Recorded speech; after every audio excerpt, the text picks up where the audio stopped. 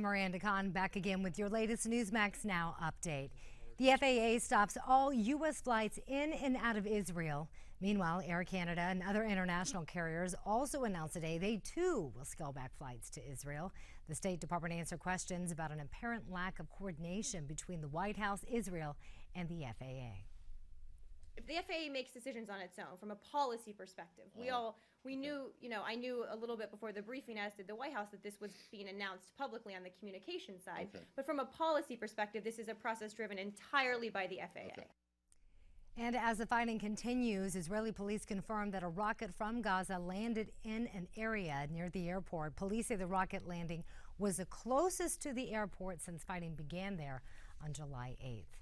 The actions come days after an alleged missile shot down a Malaysian jetliner over eastern Ukraine, killing everyone on board.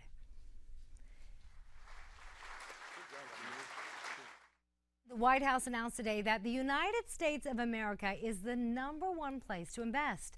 It says there are now more job openings than any time since the Great Recession. Earlier today, President Obama signed off on a bipartisan bill for federal training programs. Obama says this isn't a win for Democrats or Republicans, but rather a win for everybody who's fighting to earn their way into the middle class. Now I'll tell you who is not winning. That appears to be President Obama. Earlier today, a federal court ruled that insurance subsidies granted through the federally run healthcare exchange are illegal. The decision may potentially derail billions of dollars in aid for many low and middle income people who bought health insurance through healthcare.gov. However, another appellate court later ruled subsidies are in fact legal. This is getting really complicated, we know. Quick. Well, this may be a sign that Obamacare is headed back to the Supreme Court. And now we want you to take a look at this next video, if you would. There you have it. What you're seeing is a great reminder to never get distracted behind the wheel. Police in Kentucky say a semi-truck driver missed a turn big time.